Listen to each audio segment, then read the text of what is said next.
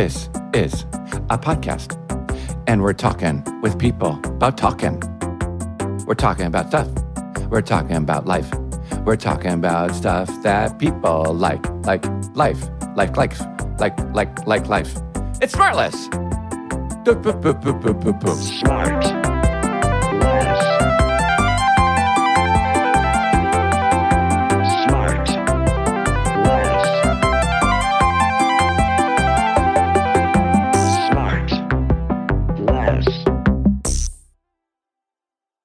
I watched episode 5 last night of Black Rabbit. Oh, Sean, you know what? You're such a good friend. 6, 7, 8. Sorry, hang on one second, Will.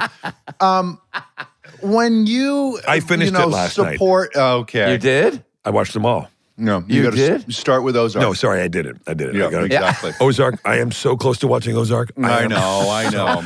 Dude, I'm so excited. First of all, You know what I'm close Ozark. to? I'm close to seeing your movie for the 3rd time. But listen. Why? By the way, I haven't seen it. No, Minute. I know. But you're an incredibly supportive friend, so no doubt you will. Oh, yeah. I'll see it. Of course I will. Can't wait to You know see what it. I actually did? I actually No, sorry. I was talking to Sean. Oh, Yeah. If that wasn't already clear. Listener, just give us a second. Go ahead, Yeah, Chewy. no. What were you going to say? Chewy. Chewy. I got a lot of issues with Will Arnett this morning. Uh-oh. No, not really. Why? I love Will Arnett. Will Arnett's my I, favorite. I was just saying I'm flying to New Non-supportive. York next week, and I'm downloading all the episodes, and I was going to watch it last night, but Black Rabbit is very intense. From Yeah. everybody that I've heard, is very Yeah. intense, and I don't watch intense stuff before bed. Is that true? Well, you're going to have to watch Quite it. literally don't. You're going to have to watch it at night because I like low lighting on set. Yeah, it's really but, cool. But sorry, your plan was to watch it on a laptop On a flight. there, on a computer there, on a plane? No, on my iPad. good. So the 3rd time I see your film, I'll see it in another movie theater, like I did the first 2 times, and really focus. Is it a feature film or is it a limited series? It's a limited series. Okay, thank you so much, caller. So I thought maybe the Let's get least back you to could do is watch we it gotta on a back up television the at your 210. house. We got a SIG alert over on the 405. It's really good. Can I By come the and way, watch it in your theater? You sure can. That would be fun. I'm going to watch Sean the last. has. I'm going to watch the last 2. Wait, Sean, you watched it in At his a theater. He watched the first 2 in the theater. He's going to watch the last 2 in the theater. The You know. last 2, yeah.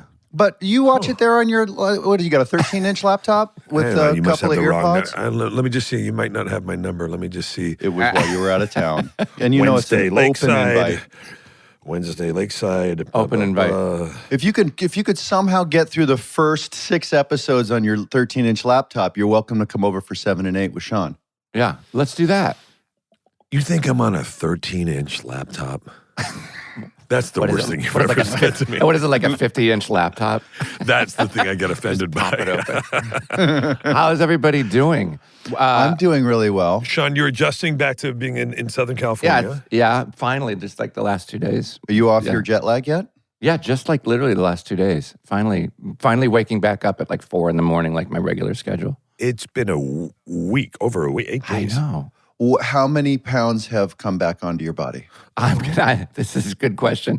Just yesterday, I was like, wow, I gained 4 pounds already in a week. No. Well, I mean, I don't know if it's just I'm full of whatever, but yeah. Spaghetti. Yeah. I mean, I He just thinks had he's another, He's got some colon back. Wait, you just had a what? I just had a piece of cake, pumpkin cake with, well, because I lost so much weight, I could just eat kind of a couple Until you things. get back. Well, Here and but there. what was happening as you were losing weight was you were approaching your proper weight. But you said, no, don't get too close. Let's get Are it you, back sorry, up. Sean, are you drinking cake right now? What's in that mug? Remember the cake shake from Portillo's? Remember? Oh, yes. Isn't that Yes, a I great remember that. idea? He grinded up Portillo's a is very cake and good. put it in a milkshake, so it's a cake shake. Yeah. It was so good. I heard they got that from an anonymous tip from Glen Ellen, Illinois. You know what you ought to do. Put the cake in the shake. Yeah. And Sean, it's so did you say yummy. you had a piece of pumpkin cake already this morning? It's Yeah, not pumpkin yet. cake. No, it's just past 9:30. Yeah, a pumpkin cake, huge piece of pumpkin cake with my tea. My tea with I didn't know there milk is and sugar. pumpkin cake. I want some pumpkin Yeah, cake. pumpkin I cake love with pumpkin pie. cream cheese frosting. It's so good. It tastes like fall. Calm How'd down. you get that? Did you make that? No, I bought it from Trader Joe's. Remember when you were making yummy stuff for a little while last year? I'll do it. You want me to do it again? Remember you made a cheesecake? Yeah, I'll do that. I was sending you recipes from the New York Times. And I made them. Oh, God. Okay, I'm going to start sending them. All right. Well, it's the fact that I'm Speaking of sweet treats, go ahead. Yes. Do it for you. Good, nice. Very good. And tea. It's a British guest? Yes. Is it a British guest? Yes. He's a very good friend, and I love him, and you guys love Daniel him. Day-Lewis. And you guys are friends with him, too. My guest today has been obsessed with movies since he was a kid. His parents dropped him at the Edgar cinema. At the cinema because it was cheaper than a babysitter. At 14, he was charging classmates for his homemade action films, working supermarket jobs to buy reels, staying up till 3 a.m. for late night horror. When he finally got his first VCR, he was watching 6 movies a day.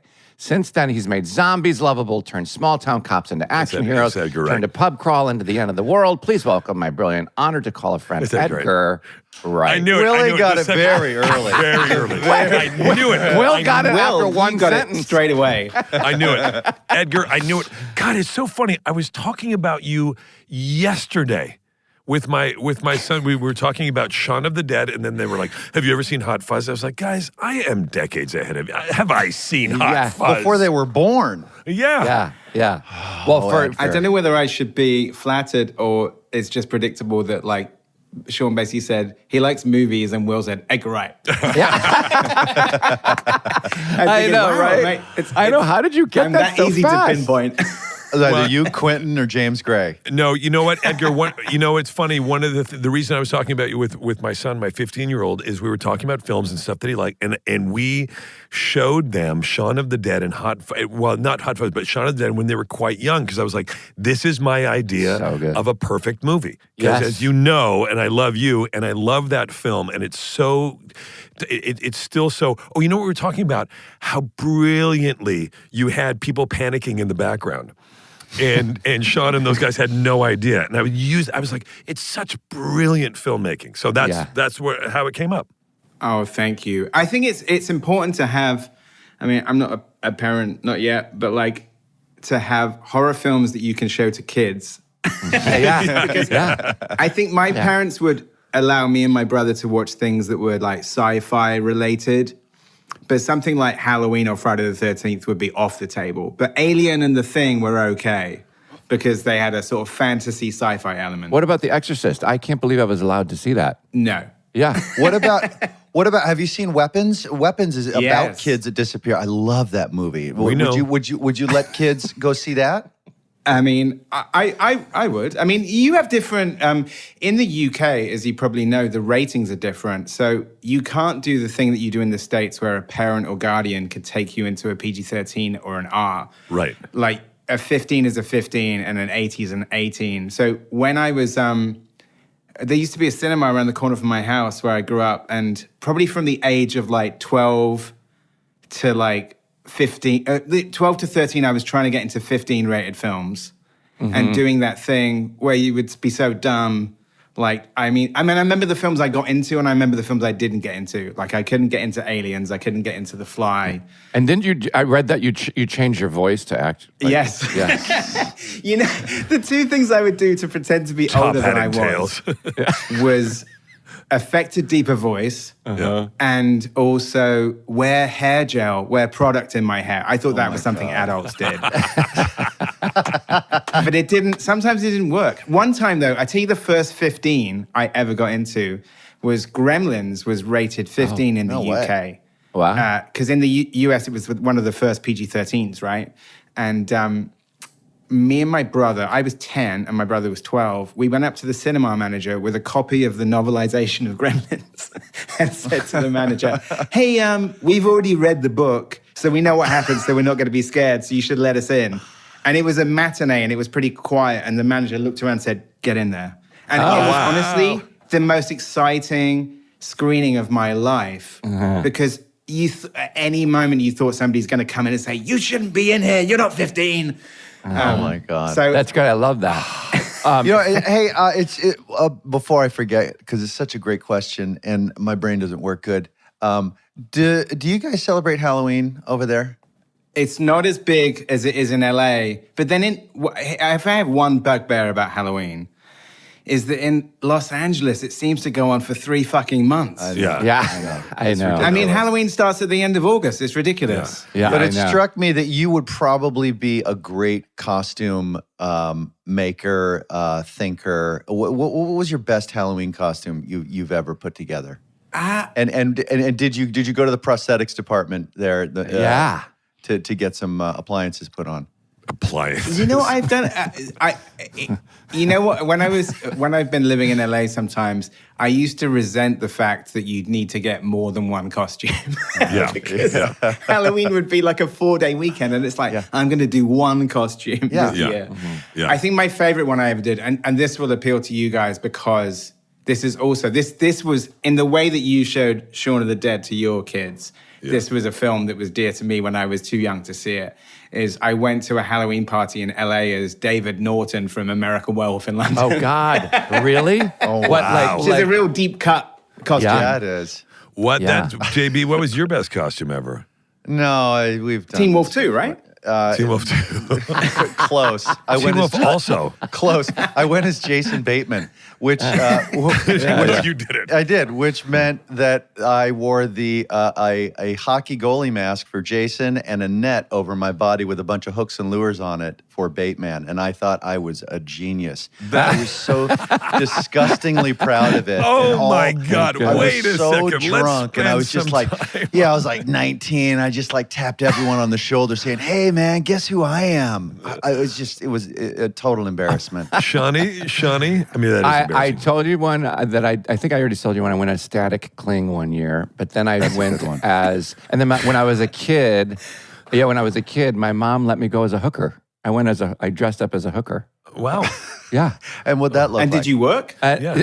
No, I mean, she got me like. How much did you make? Was it successful? She got me like a boa and like a jacket, like no questions asked. I'm like, lady, you're not going to ask any questions? My first year in New York, 1990, and I didn't really celebrate it that much before, and I agree with you, Edgar, it's too.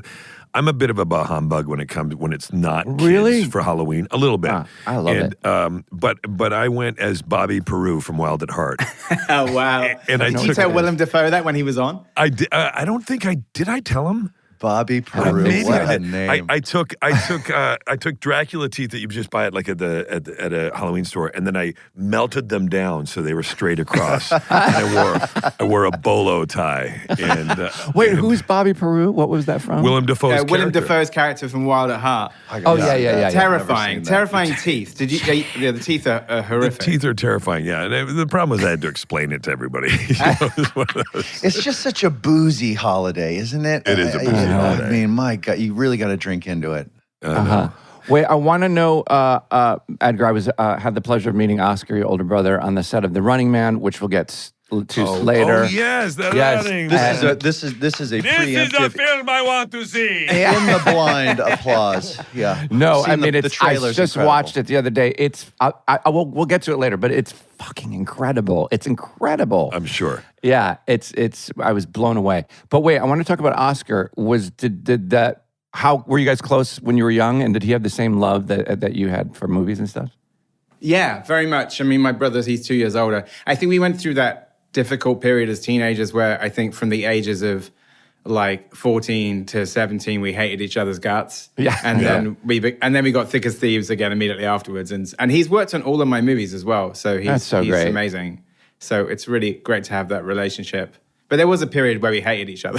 Yeah. As teenagers do. Of course. Edgar, where did your love of, and then I assume shortly thereafter the skill at creating such exciting visuals in films, along with your ability to tell story and have performances and all that other stuff, And but music. yeah. But so can you attribute it to one particular film that you saw and you're like, that's the kind of style I want to learn about, because you're just so incredible at using every department. You know, often directors specialize in one, but on all of them, you seem to have so much fun making movies.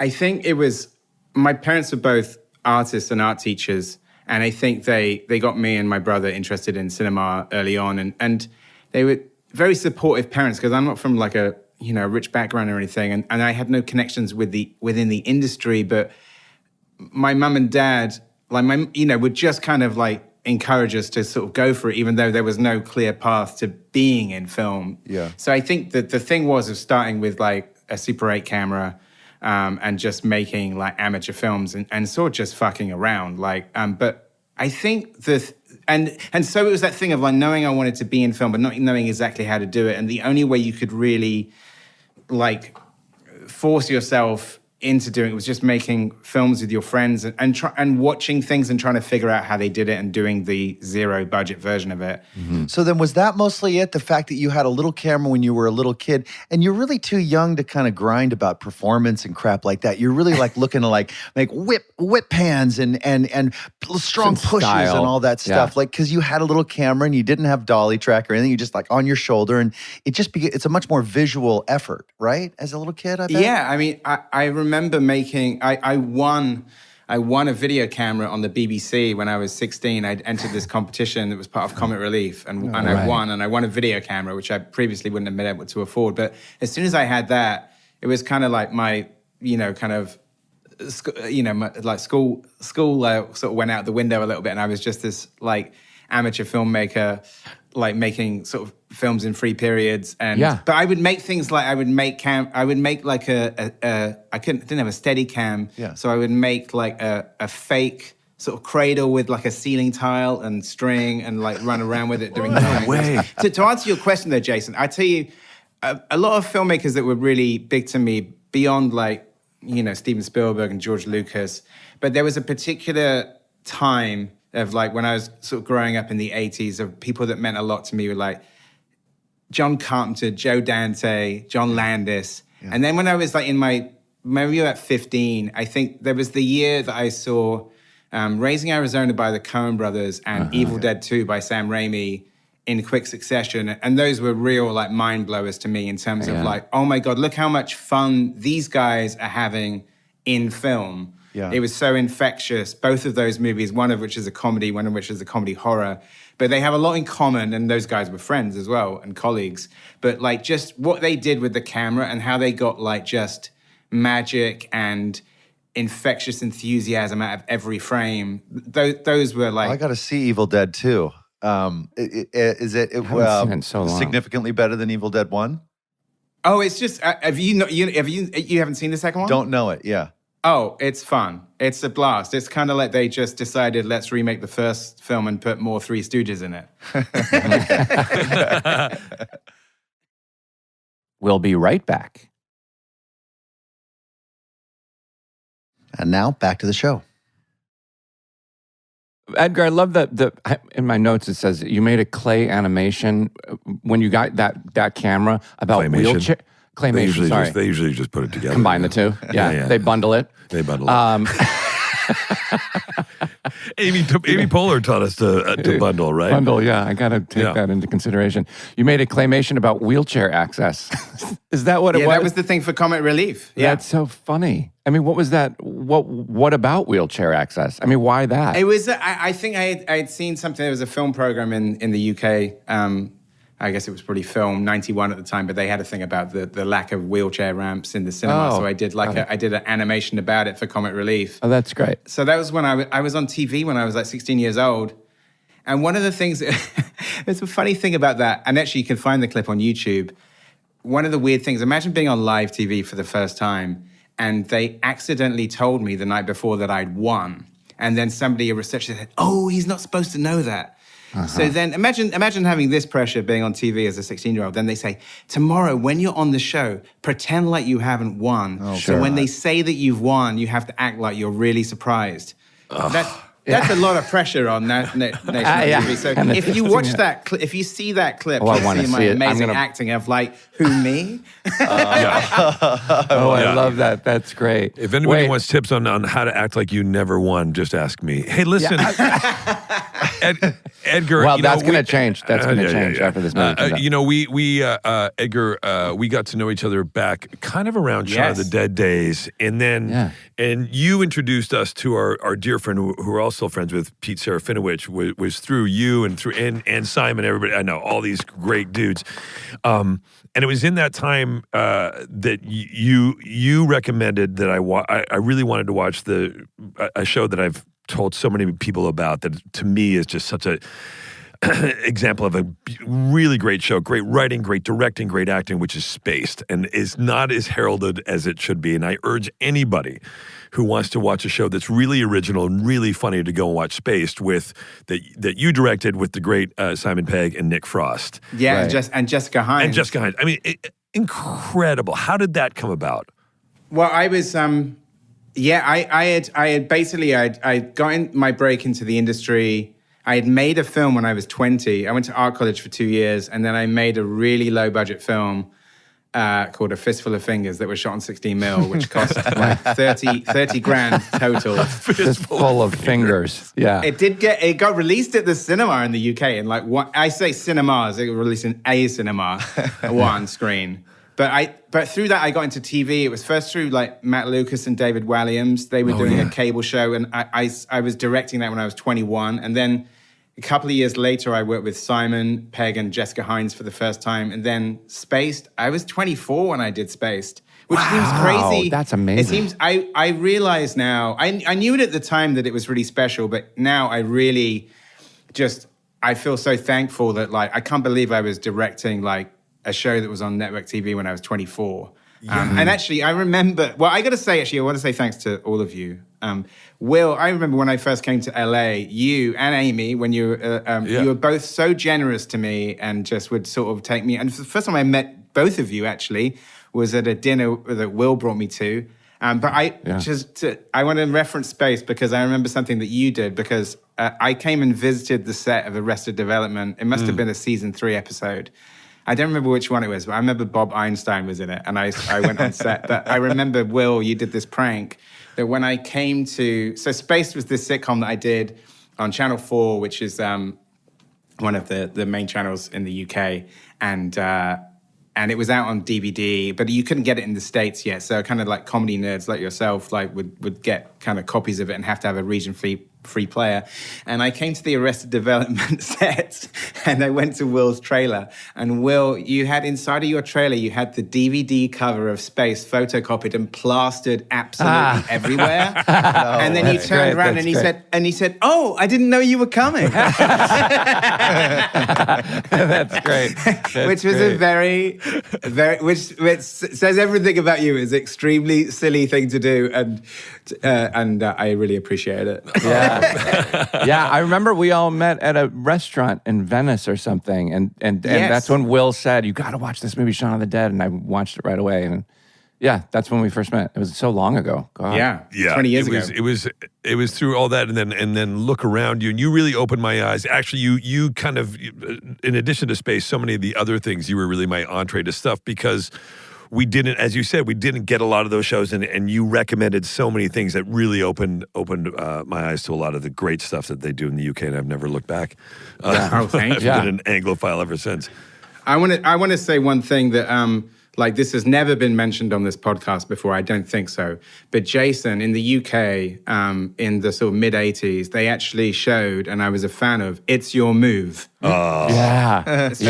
And I remember specifically, and I've mentioned this to you before, the episode that I remember, and this would be a real deep cut Halloween costume. There's an episode where you have to pretend like a rock band is coming to school. Yeah, and the playing dregs of humanity. The dregs of humanity. And then you have fake skeletons. He remembers that. He remembers that. It's insane. I remember. Well, I'd like to pitch that next Halloween, the 4 of us should go as the dregs of humanity to a party and have to explain it to every single person there. So we're doing a bit from It's Your Move. Come on, it's your move. Don't you remember? I loved It's Your Move too. I watched it. When I it was watched on it. I did too. I know. I watched Me it. too. I was like, this kid, he's such a bad kid. He's so sort of, just doing shit. It was cool. It was a cool show. Guys. So then after, I wanted you to tell me this one thing about Fistful of... I want to ask about Space. So just while we're on Space, I remember you told me one time, Edgar, and tell me if I'm wrong, that you when you and Simon were putting it together and Jessica, and you didn't know, and Nick had never acted before. Is that true, Nick Frost? Oh, that's right. Yeah. And how that came about?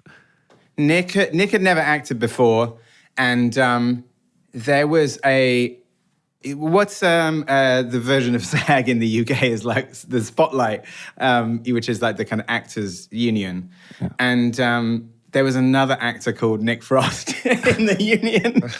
So, because the Channel 4 weren't really going to take a chance on somebody who had no credits. So we said, oh yeah, no, he's been in all these other shows. No, we pretended he was the other Nick. So apologies to the other Nick Frost. Another way. It's true. No way. And he could keep his name?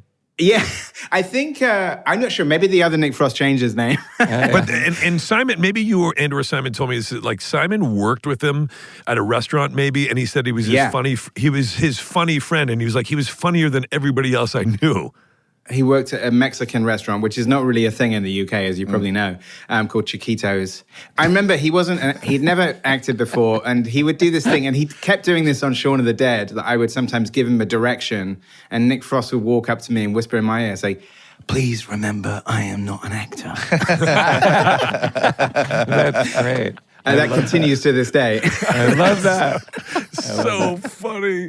So wait, so the fistful of fingers. You got it. Somebody gave you $11,000 to make that. Yeah, I mean, it was. I owe it all to a newspaper editor in my hometown, Mike Mathias, who had some. I think he had just come into inheritance, so he had some tax loss money. So we made the whole thing on $11,000, and then we raised another like. Maybe it was the whole thing cost 22 grand actually. Wow. But yeah, it was like sort of shot it over like 20 days on 16 mil. It was all starring like my school friends and my college friends. It didn't actually occur to me that there might be actors around. In fact, the only actor that's in it, who's from Ted Lasso, James Lance is in the movie. And the only reason that he's in the movie is that his mum heard that in the local paper that some kids are making a movie, and he said, oh, I'm an actor. And I said, oh, sure, you could be in it. That was how the casting worked. So that's great. It was like 78 minutes long with credits. Here's a good story. I had to pad it out. The movie, as you all know, having directed and written, is that you usually have the assemble edit. For Tracy, the assemble edit is when the whole all of the takes of the movie are put together. So usually an assemble edit might be hours and hours long, but the assemble edit of Fistful of Fingers, the whole thing with every single shot was like 75 minutes long, and it meant that I couldn't really cut it down. Which was, there were some bits I wanted to cut out. All the shitty parts need to stay in. Yeah, so here's what I did. There was at least one bit I really wanted to cut out. I mean, now I would probably cut another 25 minutes out. But at the time, to cut some bits out, I basically created a scene in the dark. In the middle of the movie, there's a scene where it's a Western, so they're cowboys around a campfire, and they blow out the fire. And so I thought, I could just put a whole scene in black here to pad it out for 2 minutes. So I just put just black film and just they just talked for 2 minutes in the dark, and that was my way of padding it out. Wow. Oh, wow. That's a good idea. Long end credits, long opening credits. Yeah.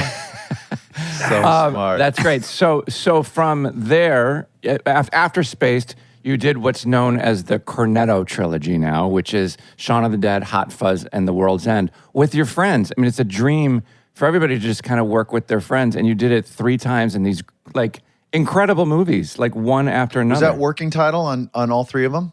Yeah. Eric Fellner, Tim Bevan, Naira Park, who you well know, Jason as well, did all of the movies. I mean, and Liza Chasen. Yeah, and it was straight after.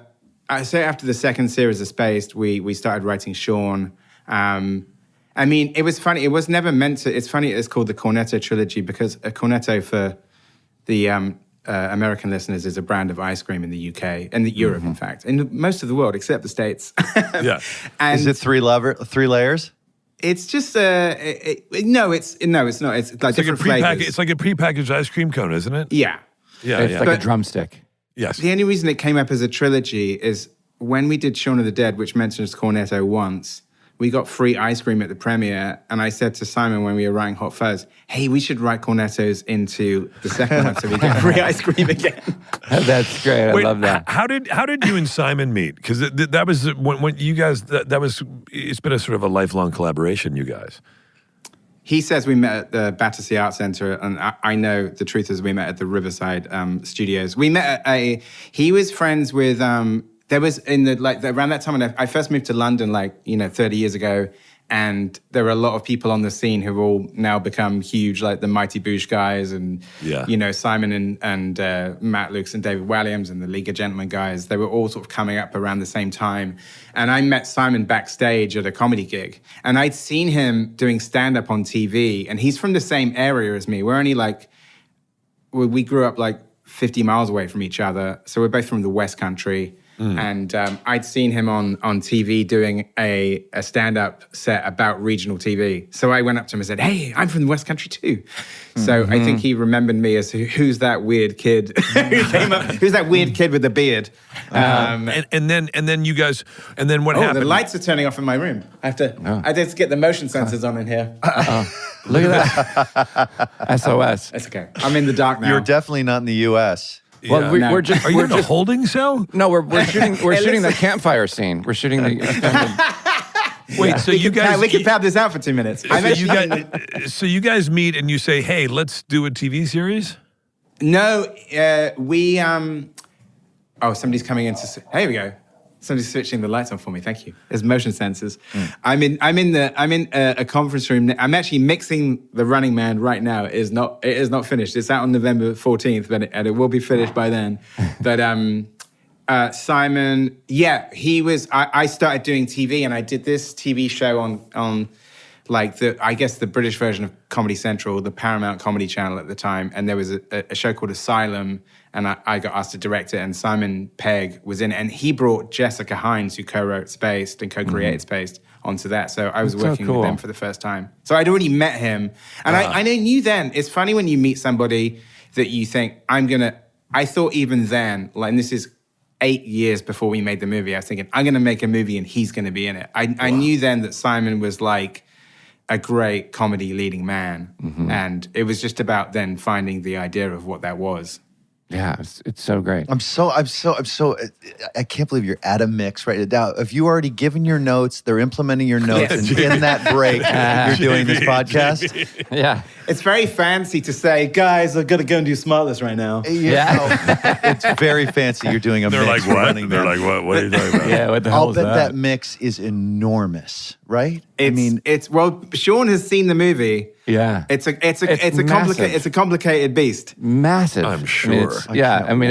It's so incredible. Well, before we get to, and we're going to get to it, the last thing I wanted to say before we get to that is Baby Driver, because Baby Driver is one of my favorite movies of all time, and seen it so many times. And yes, bravo. And I did not know this until let the baby drive.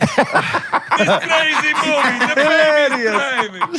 A bambino drive. I was hoping you were going to say Bambino. I was excited that you did. I did. He did. For Edgar, sure, he did. I didn't know that you had or still have tinnitus. Is that true? No, I had it when I was young. Which is when you hear high-pitched things in your ears and high-pitched noises and stuff. But that was something that actually, tinnitus sufferers, or tinnitus as we call it in the UK, is one of those tinnitus, weird words like aluminium. Aluminium. Risotto. No, I had it when I was young, but I didn't. The thing that the character does in the film to sort of tune out the tinnitus with music was not something, obviously, that I could figure out when I was. It was happened when I was probably 8 or 9, but it was. I did used to have that, so it was something when that kind of idea came back around. And knowing people, obviously, a lot of people in the music industry have tinnitus. Yeah. So it was. I had experience of it, but not anymore. Good. Hopefully not again. And when did you become, and I'll say the word, obsessed with music? Because you sent me, or you still send me, your yearly kind of... Yes. So good. End of year playlist. and I listen to it, and it's it covers all mediums, all kind of genres of music. When did you first listen to an album or a song and be like, you love it? Well, I think probably just, my parents' vinyl.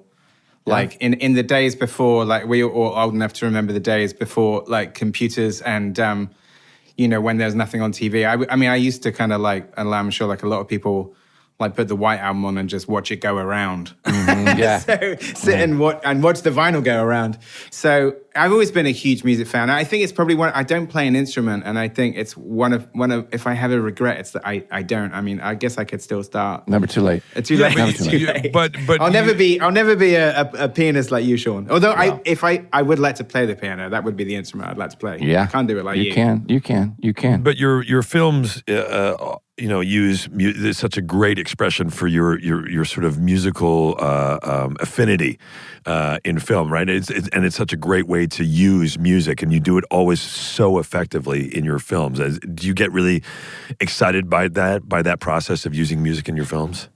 I think I have the kind of movie music version of synesthesia where I kind of just imagine it. Like Baby Driver sort of existed in my head. Yeah. From maybe like 20 years before I made it, where it was that song that opens the movie, Bell Bottoms by the John Spencer Blues Explosion. I would like hear the song and I would see the scene. And then, I don't know if you guys have this, as when you're writing, is you can see the movie in your head, and the difficult part is writing it down. So I think Baby Driver was one of those films that I kind of saw in my head, and at some point I had to figure out what it was and how I could make it into a film. So that would have been... I do that sometimes. Fermenting in my brain for a long time. Yeah, and the music was always the thing that inspired the sequences, and it is something that, like, in a lot of the movies I've made, is that like a song will sort of trigger the entire thing. What about directing videos? Have you done that? Because I'd imagine that would be a super exciting thing to do in this area. Yeah, great stuff. Yeah, I've done music videos. I mean, the sad thing is that the kind of like the budgets for music videos started going down like 25 years ago, and now, like it isn't a thing in the same way it was, which is a real shame, because obviously there are some like music videos like Michel Gondry, they're like works of art. They belong in a museum. They're incredible. So I have done some, not as many as I'd like, but I've done ones for Beck and Pharrell Williams, and I'd like to do more, but they're difficult things to make because they, if you're doing it for as a budget, yeah, it's like a lot of pulling favors, and you can only do that so many times in a row.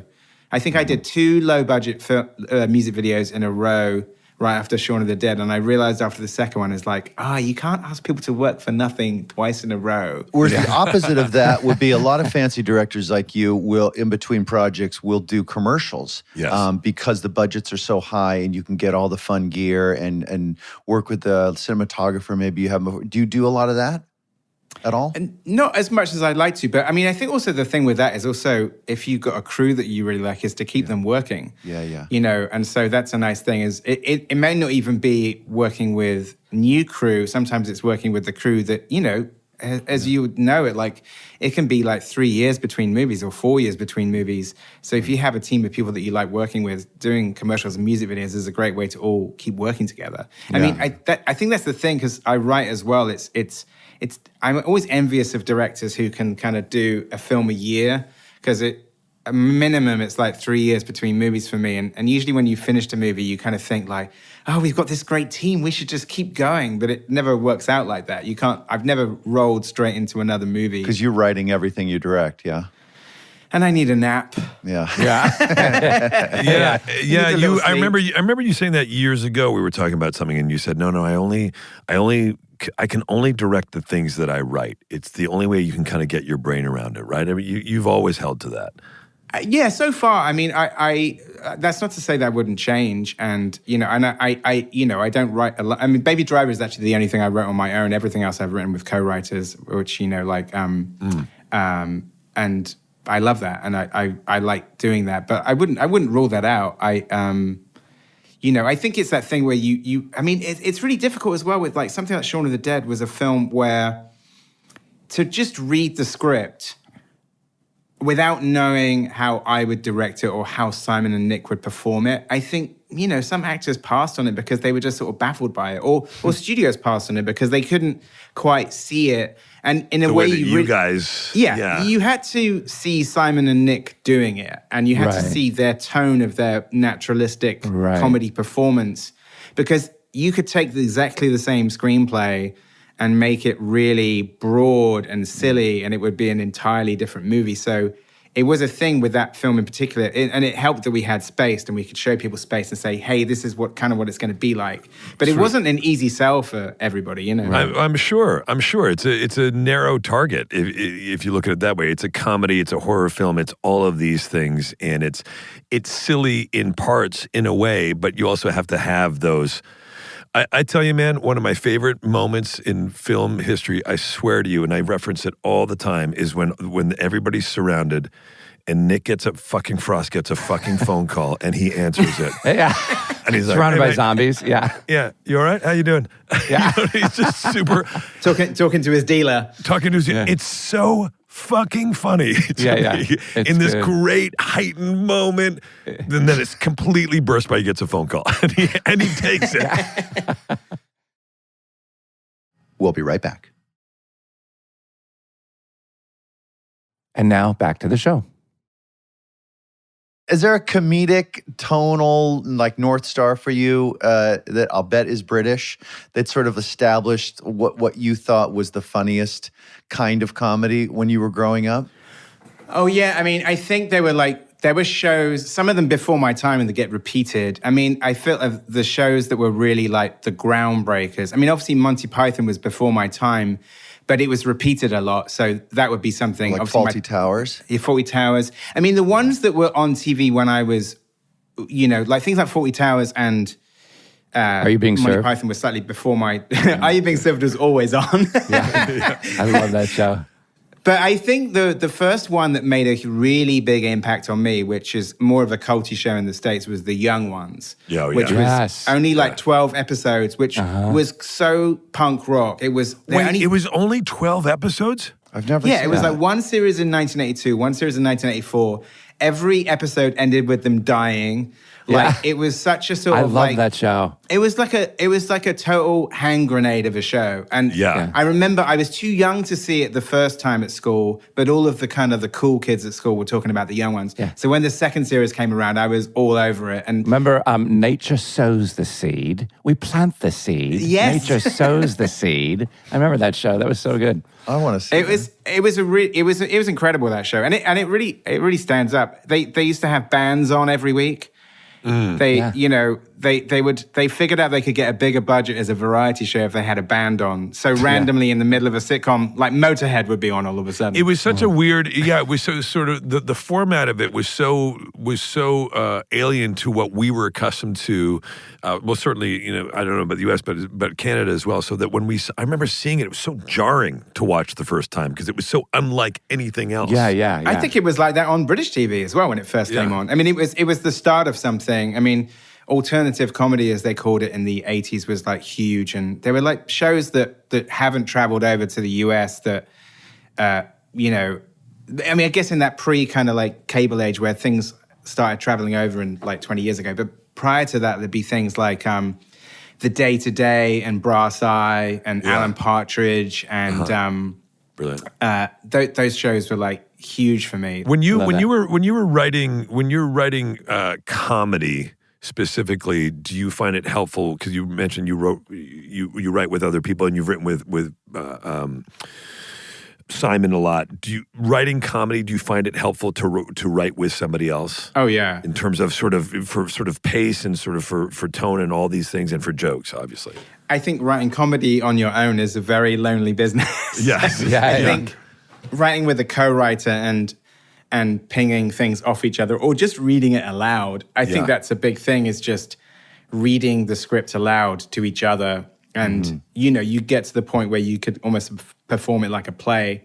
I think, Baby Driver I wrote on my own, but that was more of an action film. And it was the most difficult script to write because you're constantly looking for, you know, affirmation from somebody, like, please somebody read the pages at the end of the day. But, you know, obviously with writing with Simon Pegg or Michael Bacall or Joe Cornish, you know, like you have immediate feedback. Pinging off each other. Yeah, because if you write something, you're like, oh, this is kind of a funny bit. And if you're writing with somebody else and you sort of go, yeah, and then the guy, blah, blah, blah, blah, and you're writing with goes, yeah, it's pretty good.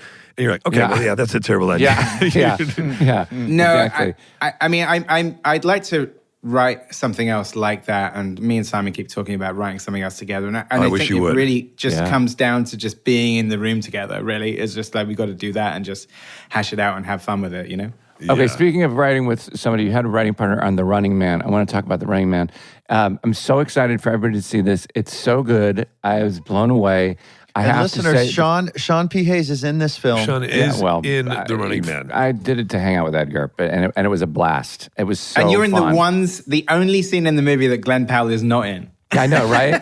I know. was in the Isn't that contract. funny? Now, Yeah. was that? Do you requested that, Sean? That's an odd. No, Glenn requested that. Yeah, exactly. Oh, Glenn did. Glenn No. specified. Well, By the way, that's tough. I spoke to Glenn for a long time yesterday and went on and on about how incredible he is. He is so commanding and so. I said that the greatest gift, a compliment I could give you, and I gave it to Jason too on Black Rabbit, is there's nothing lazy about it at all. There's nothing at all. Fully committed, fully into it. He's like a huge action star, Glenn Powell. I mean, hands down. Like you buy every single thing he says.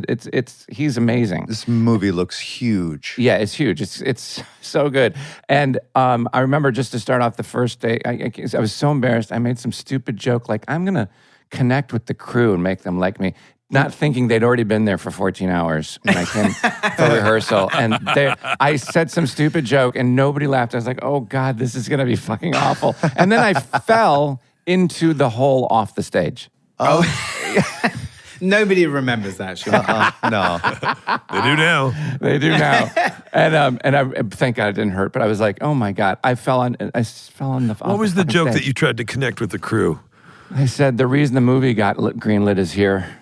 Oh, no. I remember that now. That's The right. walking green light has arrived. But anyway, It was great. You were great. I have to rectify something, Jason. We have to work together because I've now worked with 2 of the 3 people on this call because I'm Will patient. Oh, I'm yes. did a patient man. voiceover in my Grindhouse trailer. Don't. Yes, And that's Sean right. is in The Running Man. So Jason, I have to complete the set. Nothing would make me happier. Okay, can I make a pitch? here? Dregs of Humanity, the movie. Dregs of There it Humanity, is. or or it's your next move. It's your next it's your move. next move. What's that Teen Wolf character 3. doing now? Teen Wolf Yeah. 3 in 3D. Let's do it. How are you spelling 3? Yeah, that's a great. Oh, there's Trey. there's a few too many E's on it. okay, so talk about The Running Man because it was incredible. It was you shot through November through March, right? Of last November through March. Yeah. And what drew you to it? For people who don't know, for Tracy, there was a Running Man movie in the 80s with Arnold Schwarzenegger, and I did not Richard Dawson. Yes. and Richard Dawson, right? And I did not know it at the time that it was a Stephen King book. I didn't know that. I thought it was an original idea. Yeah, it was one of the books he wrote under his pseudonym, Richard Bachman. He wrote like 5 novels before he got rumbled. And maybe 4 novels before he got rumbled as Richard Bachman. It was his pseudonym that he wrote for like non-horror stuff. And so The Running Man was written in 1982. And the Schwarzenegger 87 version is a very loose adaptation of the books, which is one of the things that attracted me because I'd read the book as a teenager. I think probably like a lot of people, Stephen King was a real gateway author for me in the sense of I was reading his books in my early teens, and it was probably some of the first grown-up books I ever read, and The Running Man made a particular impression on me. And I'd actually read the book before I'd seen the Schwarzenegger film, so I was aware that it was drastically different, and so I was always interested in doing a new adaptation of it because I thought, well, this is a book that hasn't really been adapted. Yeah. So, and I also had like a dream to adapt a Stephen King book, and yeah, so it was. I mean, it's difficult for me to talk about when I'm still making it, but I mean, you've seen the movie, Sean, but it's been such a kind of adventure. It's also funny as well. Like it has some. One of the things why I want to say Glenn's in every scene except the one that Sean's in. Sean's in a show that Glenn is watching right at the start of the movie. He's a host of a different game show that's not The Running Man. Right. And but Glenn is in every scene because in the book, one of the things that was really intense about the book is that you see the entire thing through Ben Richards' point of view. And that was something that I thought, well, that's something that's not in other movies like this. Usually they cut away to the baddies or you go to kind of like another location or somebody else watching the show. But we stay with Glenn and his like subjective, intense experience. Oh, wow. His Yeah. point of view. So it was, and like, so Glenn was on set every day. Yeah. And he really brought it. It was amazing. Yeah. But it was an amazing cast all around. Like, in fact, I was just talking to a friend of the show, Josh Brolin, who's in the movie, and he said to say hi. The other JB, the real JB. Sorry. JB. The real, in we love caps. Josh. We love Yeah. Josh. Coleman Domingo, Michael Cera. Michael Cera? There Yeah, we Michael go. Cera. Yeah. Michael your Cera other also. colleague. Yep. First time we worked together since Scott Pilgrim. Amelia Jones, Jamie Lawson, Sean Hayes is in the movie. Sure. Sean Hayes. Sure. And Julia Cumming, your amazing girlfriend, she was in the scene with me. She was and in the I love scene with her. you, yeah. And she is an incredible singer, and I love her music. That's all I wanted to say about that. There you go. Oh, that's all you wanted to say. She's When great. do we get to enjoy this film? Yeah. November 14th. Oh, just in November time for 14th. Thanksgiving. It's coming very soon. I've never made a movie. I don't know if you guys have ever done. I've never made a movie that's been finished so close to release. Yeah. And it's exciting and nerve-wracking at the same time. But like, it's crazy that it probably will be finished in like a week's time or something That's like crazy. that, which is wild. I can't wait to see it again. And I read that you can only get through drinking espresso. Are you still drinking espresso in post? It's way too much. Way too much. It's too much. No trouble sleeping. Yes, lots of trouble sleeping. I have to knock myself out with melatonin and edibles. Oh God, I'm with you. Welcome. I'm with you. Yeah. What do you think? It's funny. You've done so many things in different areas, but comedy's always kind of at the heart of what you do. So whether it's horror, action, there's always comedy's always there. Do you want to get back into, and do you have any desire to just go pure comedy again and go into something? Yeah. Yeah. No, I think, and also, as we all know, I'm still want to make movies for the big screen, and for some reason at the moment, comedy has kind of like sort of, like not being made for like the sort of the cinema anymore, which is really strange. But I think things are cyclical. I think it will come back. Well, because they always have to have so, and your films have a lot of your films have these big elements to it, and they're very, as Jason pointed out early on, you have a great visual style, and you have and so that's all part of it. It kind of sort of complements the whole thing. But when I go back and I think about Space, even now as I'm thinking about how simple it was, and how much it was just on the the writing and the direction and the acting and just the pure comedy of all that must be attractive to you on a certain level to kind of get back to something a little simpler in that way. I think so. Or it's finding what that is. That sort of like. Listen. I'm going to flatter you both, but like Arrested Development was one of the biggest joke delivery machines on TV. It had the kind of speed of a Marx Brothers film, and that was the thing that I think when me and Simon, would talk about that show all the time, because also American shows at that time when they were network shows, 22 minutes long, and with like 22 minutes and like 500 jokes, incredible. And I love those things. I mean, I'm still like a huge comedy fan, and the best comedy films that just like, obviously when I was growing up, things like the Zucker Brothers films. Yeah. I shouldn't Zucker. I shouldn't leave Jim Abrams out. But like things like Airplane and Top Secret, those films are huge for me. The Python movies, the Marx Brothers, I don't know how many times I've watched Monkey Business and Duck Soup. Duck Soup. I watched Duck Soup every New Year's Eve. Yeah. It's incredible. It's so funny for me on the extreme is Edgar, I suspect you've seen it, and I don't. This is not a recommendation for anybody to watch it because it's very jarring and a lot of people have. But I'm a huge fan of it because I've never seen anything so more densely packed with jokes, pure just jokes. And again, a lot of it I've had people react with tears in their eyes because they feel so jarred by it. Xavier Renegade Angel. Oh, you know what? I have never seen this show, but Bill Hader talks about it all the time. Bill Hader loves it too. And I didn't like a lot of the Adult Swim shows never made it over to the UK. Like the guys who did Wonder Shows and I have seen that. Vernon Chapman and what's his name, John Lee. They did it. It is you want to talk about wall-to-wall jokes. There's nothing else but jokes. And it's also very disturbing. So This is an animated show? yeah, I send this with a big warning. There's a big warning on it because they'll end up responding to this episode with tears in their eyes. Like, man, you really fucked me up with that Xavier Renegade Angel. Oh, really? Holy shit! Anyway, sorry, that's just an aside. Edgar, what's the best? We'll leave on this. What's the best piece of advice you've gotten, and the worst?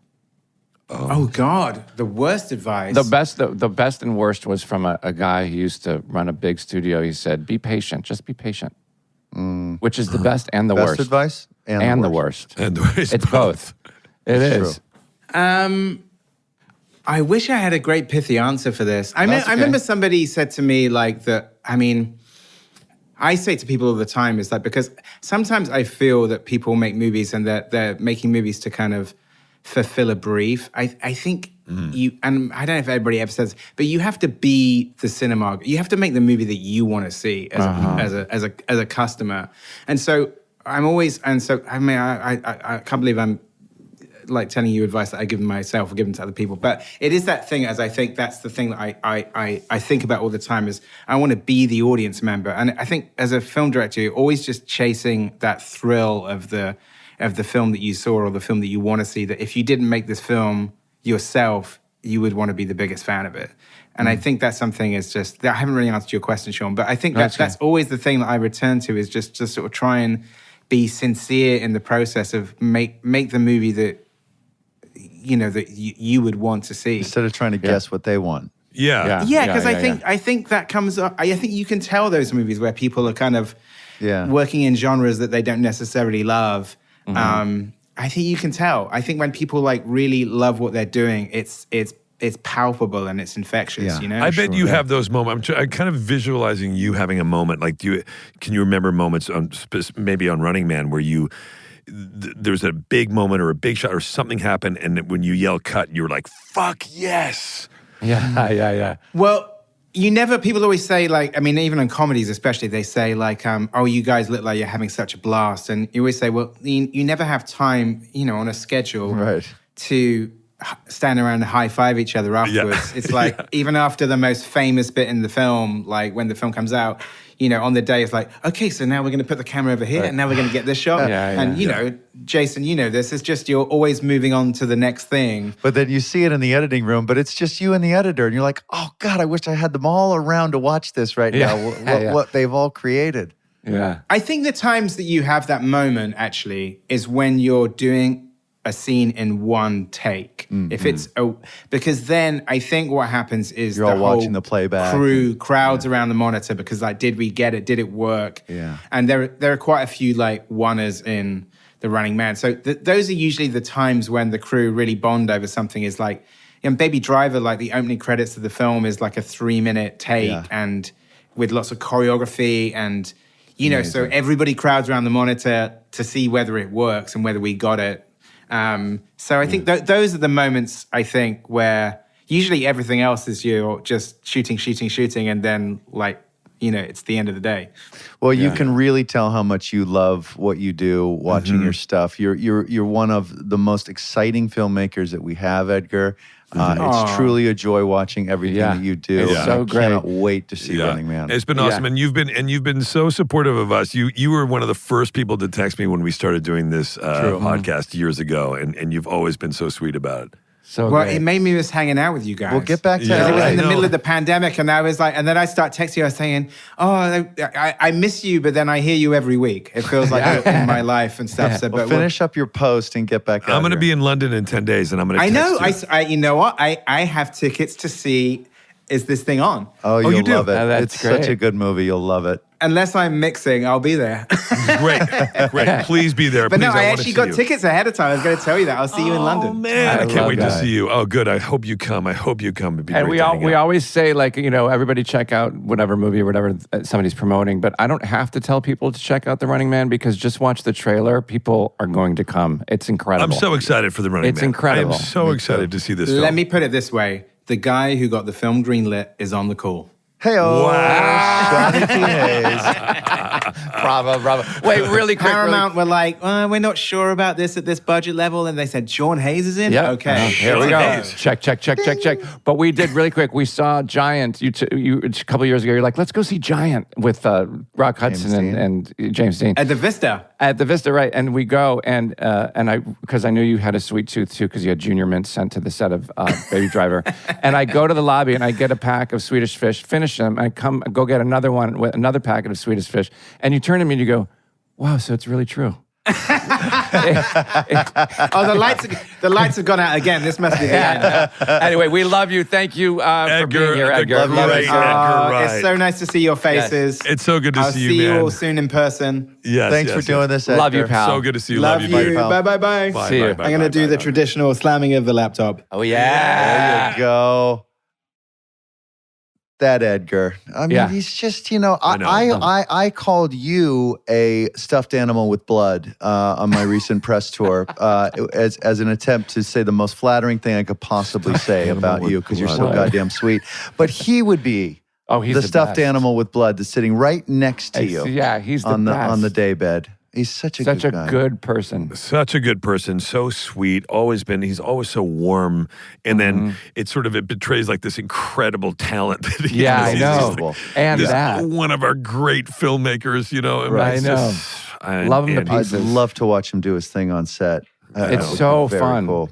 He's so like calm. And he brings people together too. I mean, he did, right? He's introduced us to so many of our friends that we became friends with over the years. Certainly to me and, lifelong friends, Pete Surfin, which obviously we mentioned before, and all those guys at the time. He's just such a great people person. And, he's just such a great person. Yep. Yeah. Good Yeah, friend. you know what that's Jason, like. Jason, you look like... You look like you have to go. I was grinding on a buy right then, but I know. none of them seemed really good enough. Yeah. I know. You got it. Well, Is there anything that was sort of coming close? yeah. Well, he's a great person who brings a bunch of people together and makes it really hard to say goodbye to those people. But that's just too literal. That's And good. It's a little- You got to great. commit. You gotta I mean, the commit fact to that he it. lives in England and also in No, America don't do that one. By country, bicontinental? bicontinental. Oh, we haven't used that one. He's Continental. I mean, look, it's loose. It's loose, go, but but- it'll work. Well, talk about Speaking loose. of Jason, loose. SmartLess.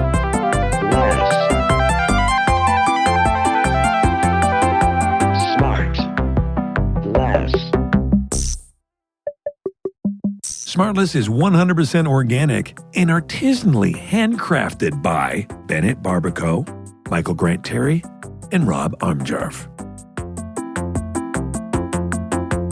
SmartLess.